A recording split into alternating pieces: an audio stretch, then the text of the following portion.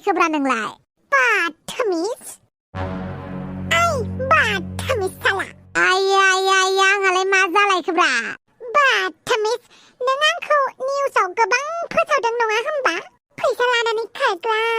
बोराय हौवाखौ गारनानै खारग्रा होननानै नोंखौ आं बिराद रागा जोंदों मिथिगौ ना आया आं होनो होननानै होआखैब्रा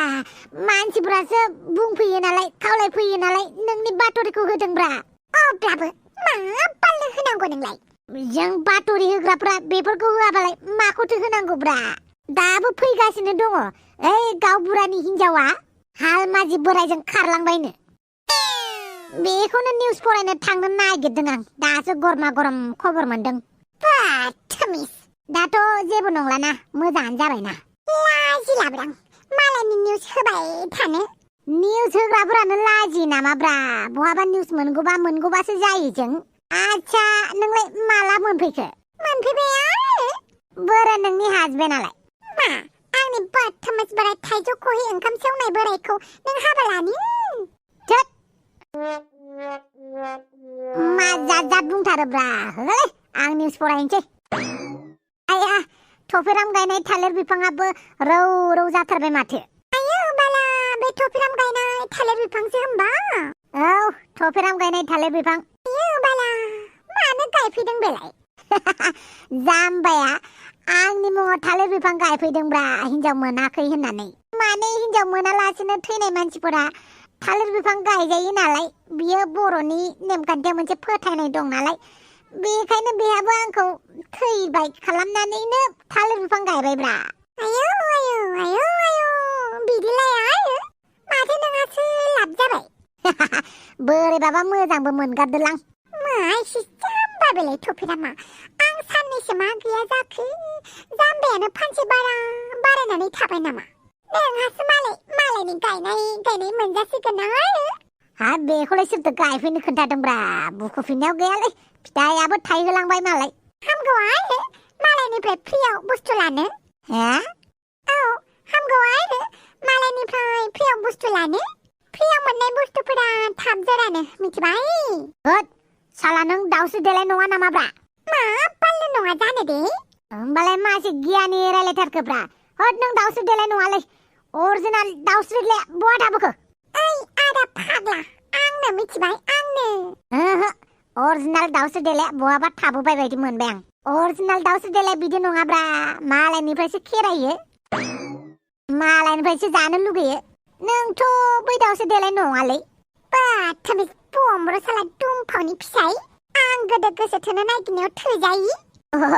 नंगौ माथो दाउस्रि देलायानो बाथमिस आंहा बेखौनो दाउस्रि देलाया गोमाबाय अरिजिनाल दाउस्रिया बहाबा खारबाय होननानैसो निउस होआं जादोंमोनलाय बांद्राय बुंबाय थानाङा दे थालिर बागानाव खिग्लुंजोबना गालांजागोन आंजों नोंलाय बेसे बुरजा खिनोब्रा खिनो ओंखारबानो खिफैगोन आरो हासासो जागोन दा आयौ बालां उगै सुगै याथु साला दाउस्रि देलाय मुसुगुर फुलायलाय गोजोन मोनाबिलि सार गोजोन मोनाबिलि सार प्रेस कन्फारेन्सआ रेडि जाबाय हा मानि प्रेस कन्फारेन्स ब्रा सार कन्टेलाव माइरं होग्राफोरनि सोमोन्दै रायलायनो होननाया माइरंजों लोगोसे दालि फ्रि आलु फ्रि होगोन होननाया बेनि सोमोन्दै दरखार गैया बेखौनो प्रेस कन्फारेन्स होलायथारगोन नामा जायखिजाया राननानै होबानो जाबाय ना आजिखालि मानसिफोरनो एनाउन्समेन्ट होबाबो खोन्थाबाबो रागासो जायो माने सार आं बुजियासै जेरै लाब्राखौनो हमनानै लाब्रा भिडिअखौ मानो लाबोनो हायाखै मासे गोबाव जाखो होननानै गोबां अनसायगिरिफोरा सोंहरो बेखौनो नुनानै जोंबो खोन्थाहरनांगौ जायो लाब्राखौ मानो लाबोनो हायाखै आरो बे मानो लाबोनो हायैखौ रिप्लाइखौनो उल्था उल्टिसो बुजियो मानसिफ्रा बेनिखायनो आजिखालि जेबो खोन्थाना लाब गैया जेबो मानसिफोरनि सिगाङाव बुंफोरथि खेंफोरथि खालामना लाब गैया थिग बिदिनो आंबो रायजोफोरनो जेबो खोन्थाया जि होनांगौ होगोन डाइरेक्ट नटिसबो हरा आं रायजोफोरनो माइरंजों लोगोसे आलु होयोना दालि होयो होफाथोंसै आं बेखौ बुंबाय थाला रायजोफोरनि सिगाङाव आरो बे खामानिनि इनचार्जखौ आं नोंखौनो खालामबाय दे थेंक इउ सार ओरैनोबा खर'फ्रा गाज्रि जानानै दंखायोलै हांग्रि मोन्दियाबो आंनि खर'आव जिरायनानै गाखोगासिनो दंना साला इसेबां अननानै आङो रेस्टुरेन्टाव जानो लांबाय उल्था आलु भाजि फ्रेन्स फ्राइस होनानै दावराव जानानै आंखौसो माबा माबि बुंलांबाय साला गोदो उन्दैयाव गान्दुलानि खिथुआव हमनानै बिरथिं होबाय थायोमोन गान्दुलाखौ बेनिखायनो लाइफआनो गाज्रि खोमा आंना एमएलए बाबो सुख शान्ति गैया साम' खिंखिरिखौनो खबर लाहैनोसै नामा दिनै बेथ' बिउटि पार्लार होयोलै बेनि बिउटि पार्लारसिमनो थांनोसै आं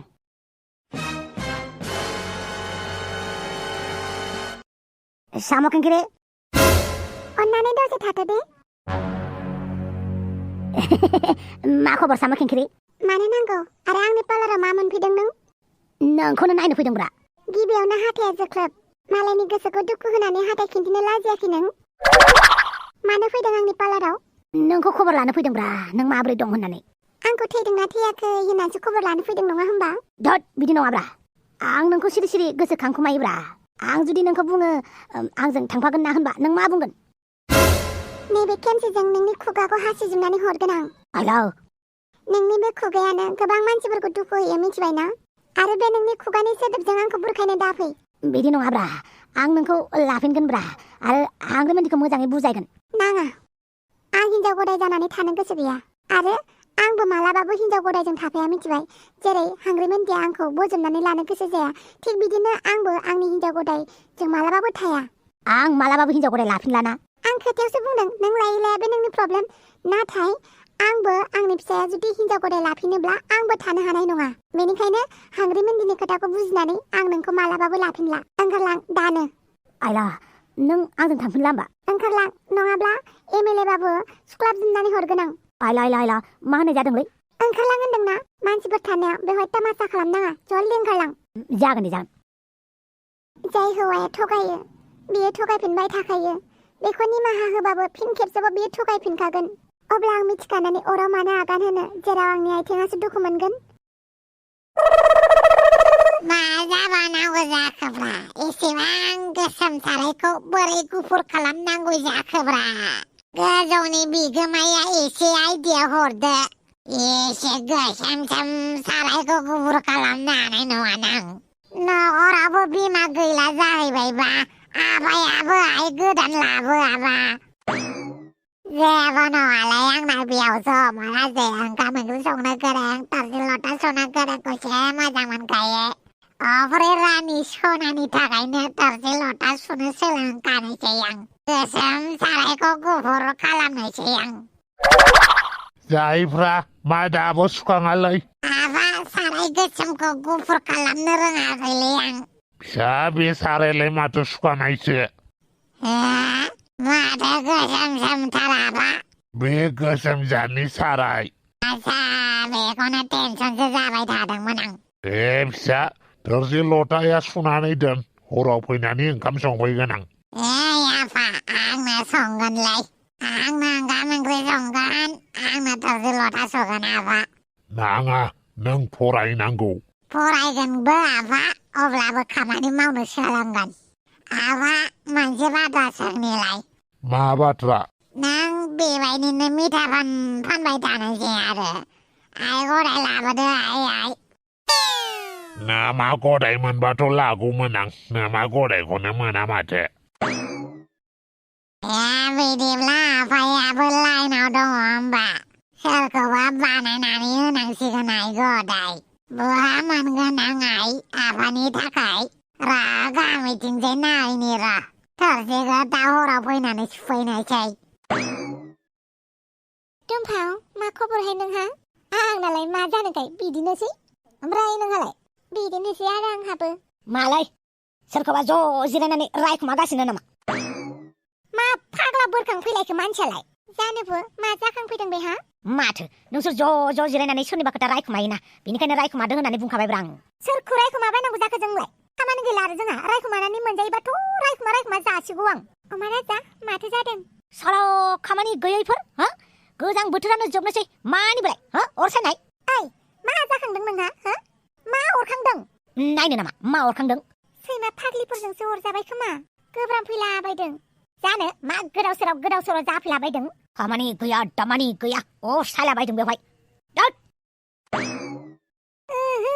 मामोन बेयो सोमस्रि मा आखलमोन बेलाय जानोथ'हाय मा खोथा गैया बाथ्रा गैया रागा जोंलांखो जोंखौ फाग्ला सोरजोंबा रायजाबाय खोमा अफिसाव जोंनावसो हेगारफैबाय रागाखौ ओमफ्राय गारिबो गैलाया जे दिनै मिन्थियाहाय मानसियानो मानो बिदिथाय बे फाग्ला हाउसावखौलाय माथो बुंनो बेनिखायनो मालाबा अमा राजानि खोथाखौ साननानैनो उन्दुनो हाया आं नों दाबो गोसोखाङो आरो अमा राजाखौ दुमफाव जायखौ मोजां मोनोना बेखौ मेगननिफ्राय आन्दोआव थाब्लाबो गोसोआव खांबाय थायो नाथाय अमा राजाखौथ' आं नुबायानो थायो मालाबा मालाबा बिनि आखल आखुखौ नुनानै आं अननोबो ओंखारो बिदि नङा जे आं अमा राजाखौ मोननो लुगैदों नाथाय मानोथाय आं गावनो मिथिया अमा राजानि माखासे आखल आखुखौ आं मा सानोथाय गावनि साननानै आं सिन्था जाफायो जानो हागौ बिदि साननाया पाप थेवबो आं अमा राजाखौ लानानै मालाबा सानफ्लाङो बे गोसोखौबो गोबां बार बुजायबाय जोंनि खाफालाव जाय गैया बे मानसिनि खोथाखौ दासान होननानै आरो मोजां मोनलायबाखि जुलि जाथारनांगौ बेखौ नङा होननानै थेवबो आब्रा गोसोखौ बुरखायनो हानाय गोहोआनो गैया दुमफाव बे गोसोआ हारसिंनो माबा माबि सानबाय थायो आं मिथिगौ दुमफाव आं सासे गथ'नि बिमा आरो सासे बिसि थेवबो मानोथाय दुमफाव अमा राजानि माखासे आखुखौ नुयोब्ला बेखौ बुजायनो सानो आं मिथिखादों दे जाय मानसिया जोंजों हां बायदि थाफायो बे मानसिया जोंनिफ्राय गोजानाव थायोब्ला जों हांथोनो मोनखायो जाय मानसिखौ जों सिनायानोमोन बेनिफ्राय जों सिनायनाय जालाङो मोजां मोननायनिफ्राय गोसो थोनाय जालाङो गोसो थोनायनिफ्राय सिमां सुजुनाय जायो आरो बे सिमांफोरावनो गोबां सोमोन्दो हाबनानै थाबावो जेराव बेफोर सिमांफोराव सानैल' सुबुं थाया बेवहाय गोबां न'खरनि सोद्रोमाफोरबो थायो आरो बेफोर सिमांफोरा बायोब्ला जोंहा फोथायनायाबो गोमायो फोथायनाय गोमायोब्ला अनलायनायाबो गोमायो माथो खालामबावनो आरो मोनसेल' उफाय स्ट्रं नङाबाबो स्ट्रं जानानै देखायनांगौ मानसिफोरनि सिगाङाव मिनिनानै देखायफ्लानांगौ गोनां जायो आरो सोरबा सासेनि थाखाय जों गावखौनो लोरबां खालामनानै दोनबाय थागोन बेबो नङा जोंनि साखाथि फाखाथि जोंखौ मोजां मोनग्रा गोबां सुबुं दङ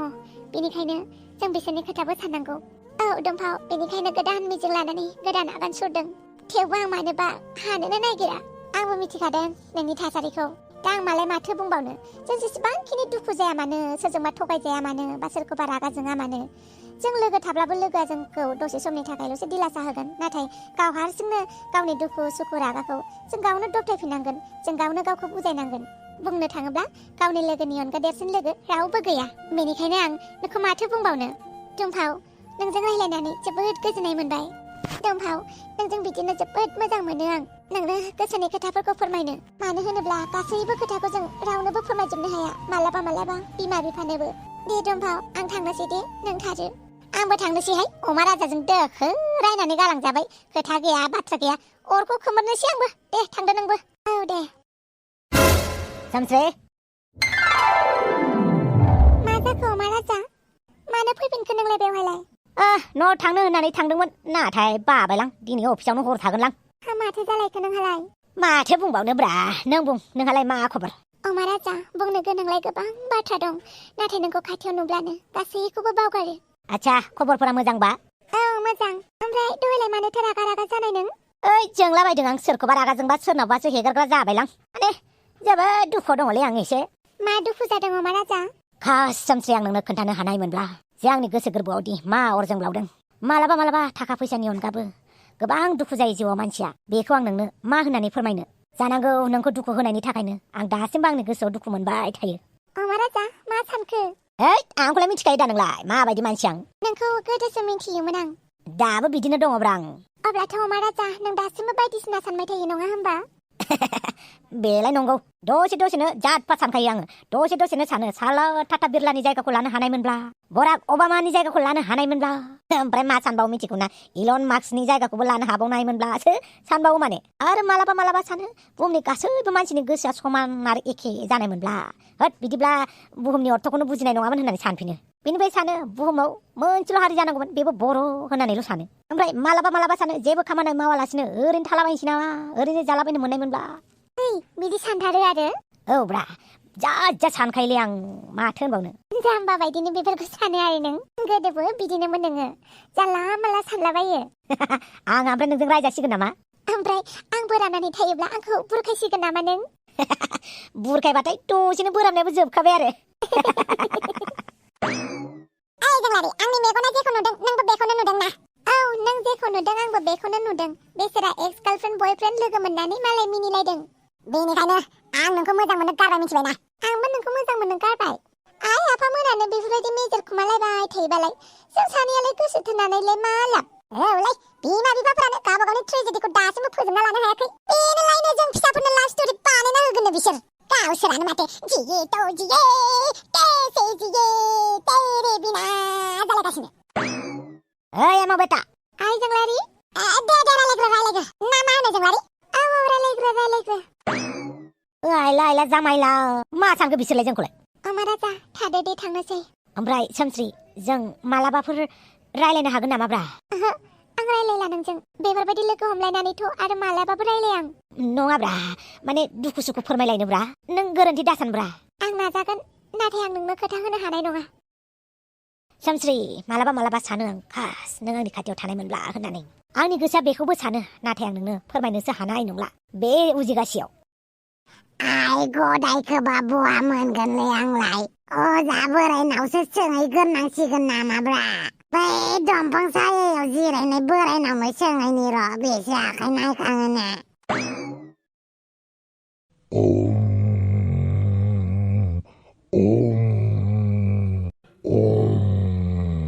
बाबाजि खुलुमबायलाय बुं फिसा नोंहा मा जादों बाबाजि आंहा जेबो जायाखै आं आफानि थाखायसो फैदों बुं फिसा बाबाजि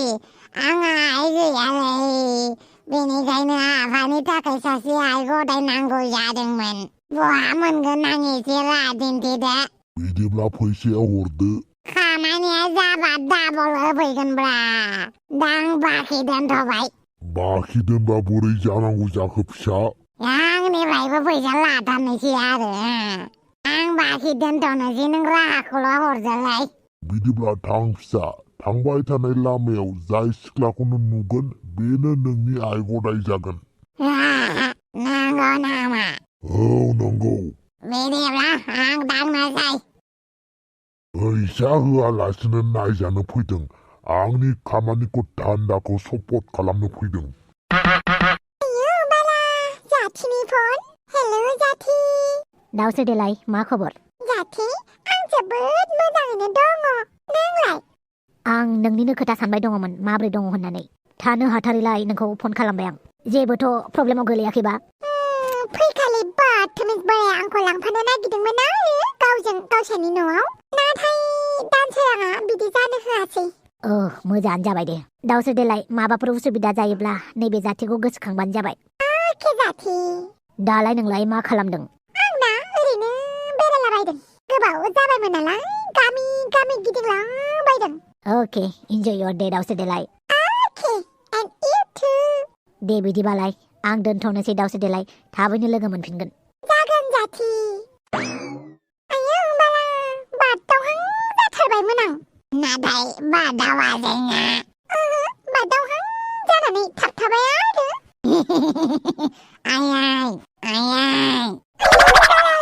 आंखौलाय मानो